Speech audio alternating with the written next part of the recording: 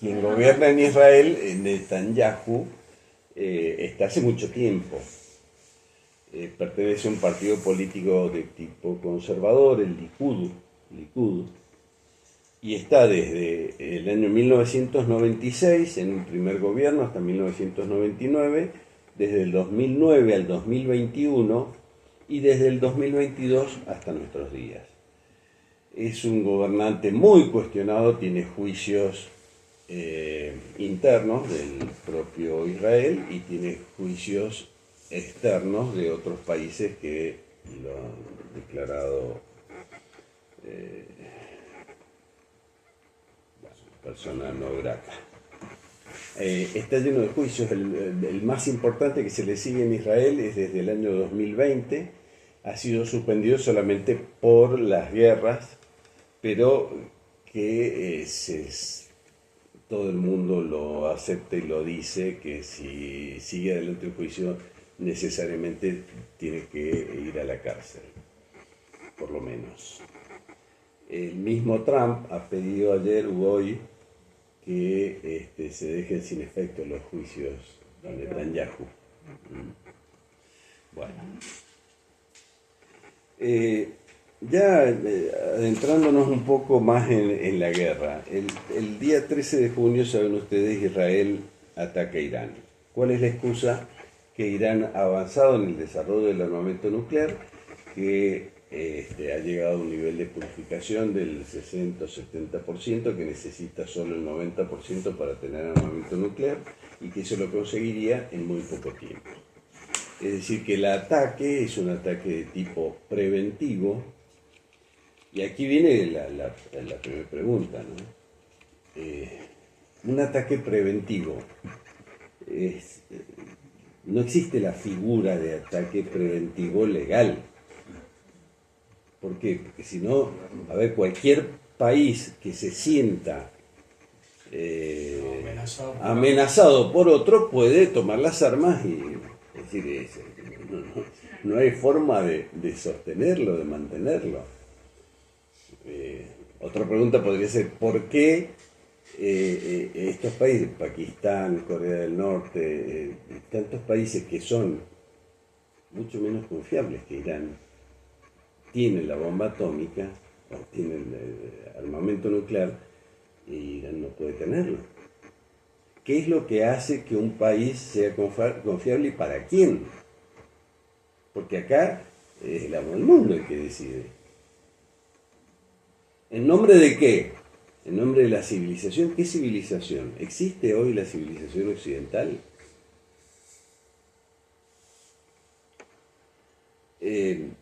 Hay certezas de que Irán había desarrollado o tuvo un desarrollo nuclear que estaba a punto de conseguir un armamento nuclear, que estaba avanzado. El organismo que tiene que decirlo no lo ha dicho. Y hoy lo que ha dicho es que quiere seguir controlando y nada más.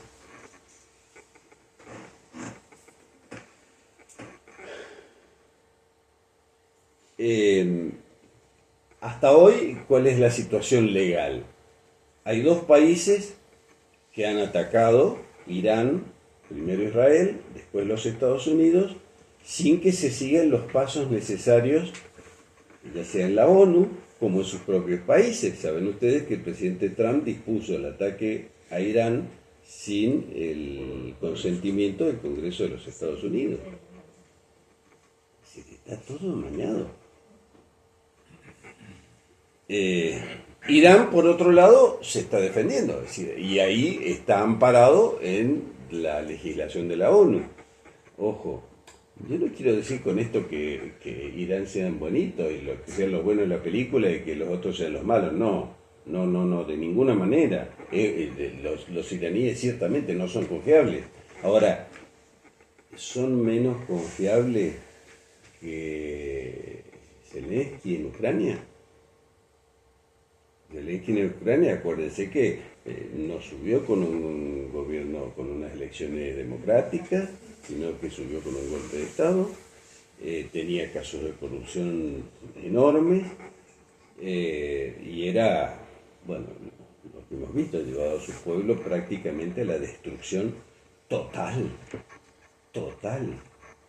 Yo leía otra vez, no se puede medir en años lo que puede necesitar Ucrania para reconstruirse, pero mínimo 150 años. Ha quedado absolutamente destruida Ucrania. A ver, ¿en nombre de qué? En nombre de la civilización cristiana. Sí que existe la civilización cristiana.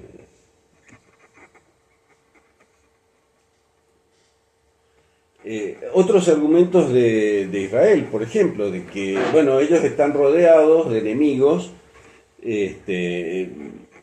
pero curiosamente, justamente el hecho de que estén rodeados de enemigos, fíjense cómo esto venía planeándose, el ataque a Irán venía planeándose desde mucho tiempo antes, porque Israel necesitaba liberarse de esos enemigos que estaban rodeándolo, y ahora nos damos cuenta por qué provocan, según algunos, el ataque en la Franja de Gaza, por qué hacen caer a Al-Assad de Siria de un día para el otro, por qué destruyeron a Hezbollah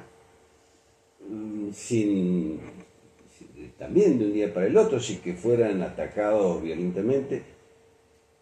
Y digo, casualidad, una vez que eso estuvo listo, atacan Irán. Claro, esto nosotros no lo sabíamos, pero hoy, con la perspectiva histórica, nos damos cuenta que todo esto venía preparándose, este ataque, y no es porque Irán esté a punto de tener armamento. Y yo leí que Estados Unidos, para que el jefe que había mandado los aviones estos, que no lo detecta ningún radar y todo lo demás, dice que venían hace 15 años preparando el ataque. Ellos le tiraron 12 bombas, le tiraron. Dice que con eso han destruido la mayor parte. Pero dice que 15 años hace que venían preparándolo. Bueno, esa es otra gran incógnita, que no la sabemos. ¿Cuál ha sido el nivel de destrucción?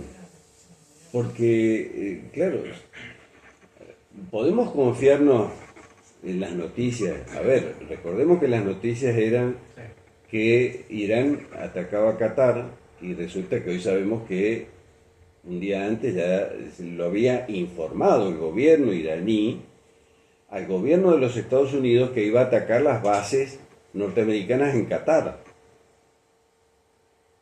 Ayer ha salido, no en el diario de la red de Al Jazeera, que es de las noticias árabes y amigo de los iraníes, no, en la BBC, en el diario de la BBC, la agencia de noticias de la BBC, ha salido que resulta que parece que el ataque de los Estados Unidos a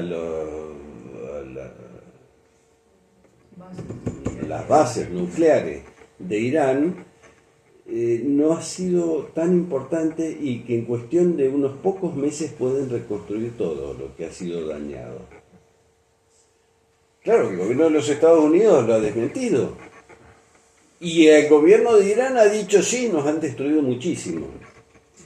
¿Pero le creemos? Es decir, porque claro, el gobierno de Irán aprovecha y dice, bueno, sí, no me ataquen más, total, yo ya tengo todo destruido. Y el gobierno de los Estados Unidos hemos logrado un triunfo histórico que ningún otro presidente, así lo ha dicho, ningún otro presidente en la historia de los Estados Unidos ha logrado con tal exactitud, con precisión quirúrgica, destruir el armamento nuclear de Irán. ¿Pero a quién le creemos?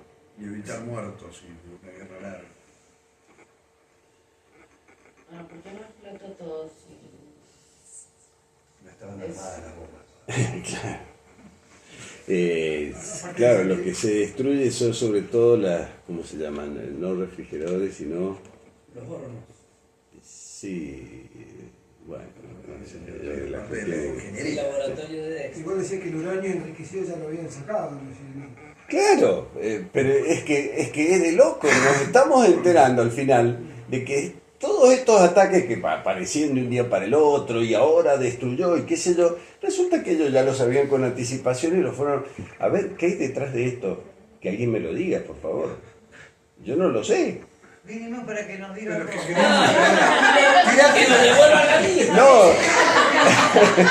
Yo vine para que me lo digan ustedes. No, Vamos nuevamente. Yo quería saber por qué, claro. Si no está con Vamos a jugar fútbol. Entre tantas cosas que no sabíamos, pero que supuestamente, y digo supuestamente porque yo no me animo a hacer ninguna afirmación, es por ejemplo que Irán tenía esos famosos aviones hipersónicos, que no sé lo que quiere decir, pero que han resultado que esa famosa cúpula de hierro que tenía Israel para no ser bombardeada, resulta que ha fracasado totalmente. Y entonces, ¿cómo es? O sea, como verán, con lo que empecé esto, la primer víctima de la guerra es la desinformación. Estamos absolutamente desinformados sobre lo que verdaderamente ha pasado. Otro tema del cual se habla en estos días es que el objetivo era cambiar de régimen, y entonces se ha empezado a hablar de descendiente de la Reza Pahlavi, cambiando un gobierno, haciéndolo pro-occidental, tratar de poner un poco de orden en la región. Pero esto, claro, para poder hacerlo, escuchaba yo, por supuesto esto no es mío, pero que es necesario o mandar tropas, es decir, hacer una revolución desde adentro, y sobre todo convencer a los iraníes que tienen que cambiar de régimen. Y acá es donde entra algo que los occidentales solemos no entender mucho, y es el grado de compromiso religioso que tienen estos pueblos, sobre todo los iraníes y sobre todo los chiitas, en sus jefes religiosos, que son los ayatolás y la religión. Podrán quejarse de que haya crisis económica, todo lo que quieran, pero cuando de afuera quieran imponerle, y sobre todo los Estados Unidos, un cambio de régimen, parece, casi imposible, salvo que ocuparan militarmente Irán y lo pusieran a Reza Pahlavi, lo cual sería un baño de sangre inimaginable para Irán, porque traería una guerra civil. Por eso esa idea de cambio de régimen, que empezó al principio como una de las excusas para invadir, hoy ni se habla. Ustedes habrán visto, nadie habla del cambio de régimen, pero al principio se hablaba, ¿no? Otro objetivo era la muerte, que sería el objetivo de Israel, la muerte de Ali Khamenei, el ayatolá. Tiene 86 años.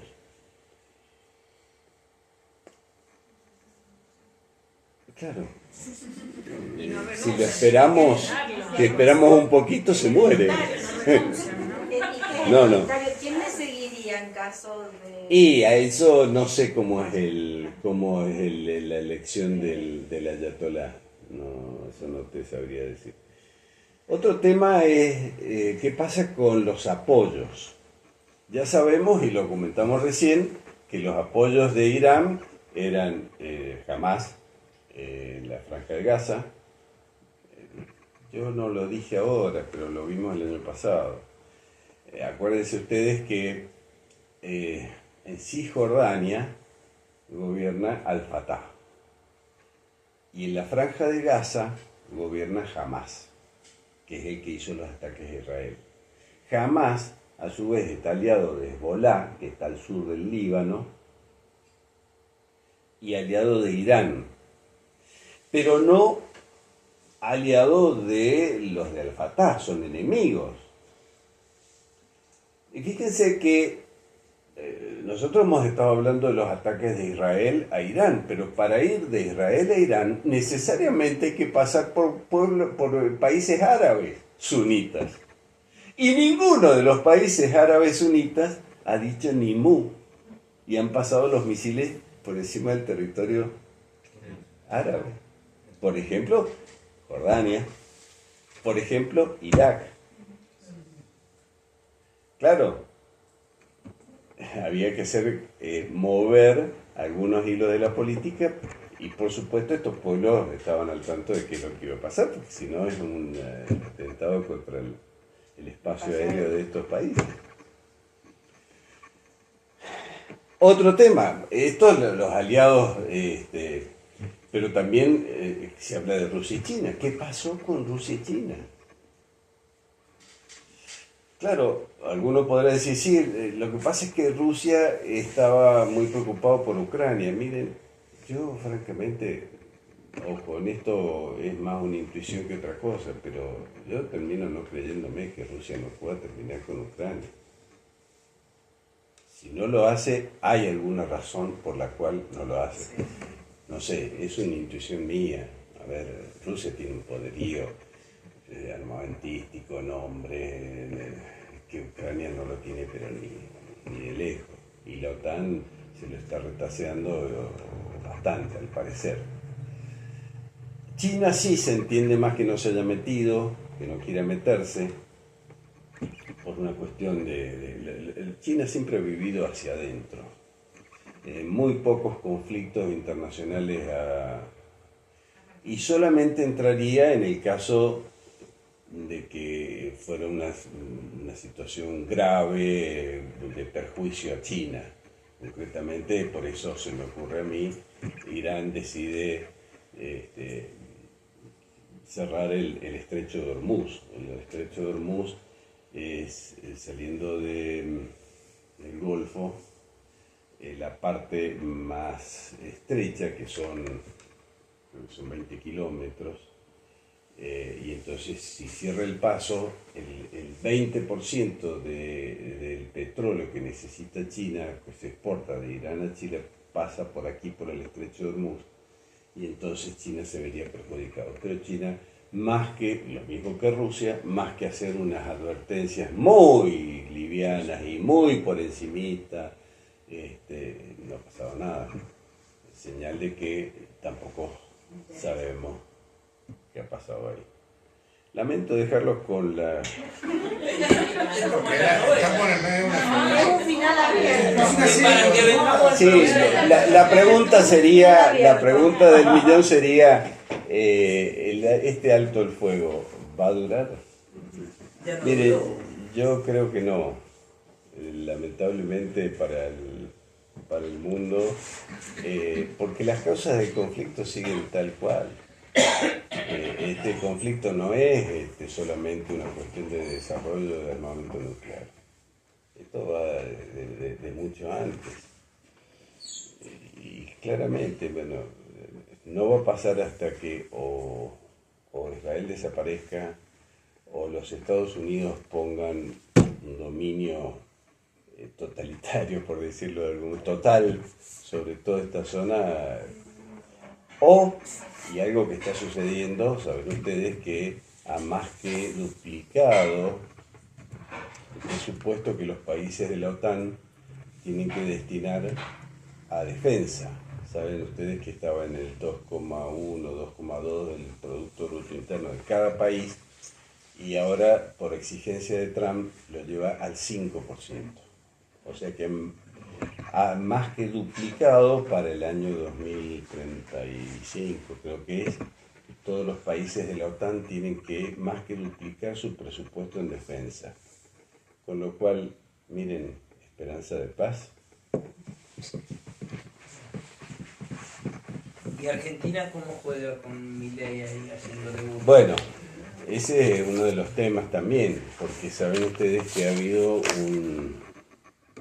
una entrevista pocos días antes del ataque de Israel, cuando estuvo Milei, justo antes, y al parecer lo que se conoce es que ha habido una propuesta de tipo comercial y de ayuda cultural y bueno, todos estos convenios que ahora por debajo, y lo peor que nos puede pasar es que terminemos de alinearnos con alguno de los contendientes. Yo tampoco quisiera estar alineado con los iraníes ni con los árabes, pero tampoco con los Estados Unidos ni con la OTAN.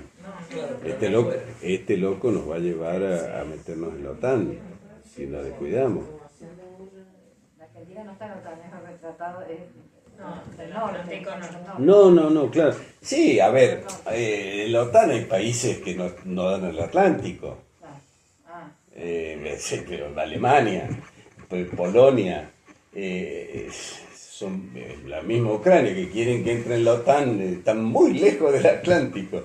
Lo que pasa es que cuando se fundó, después de la Segunda Guerra Mundial, eran los países, era Francia, era Gran Bretaña, eran los Estados Unidos, que eran del Atlántico Norte, pero hoy, sí. Quedó el nombre. Sí. Y entonces que nos lleven, para mí lo peor que nos puede pasar es eso, ¿no? Que nos metan en la OTAN. Ahora, francamente nuestro 5% va a pesar muy poco. Tenemos esa ventaja de que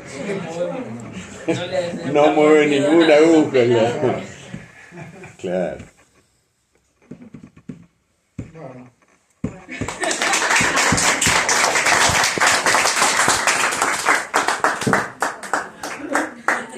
Shalom.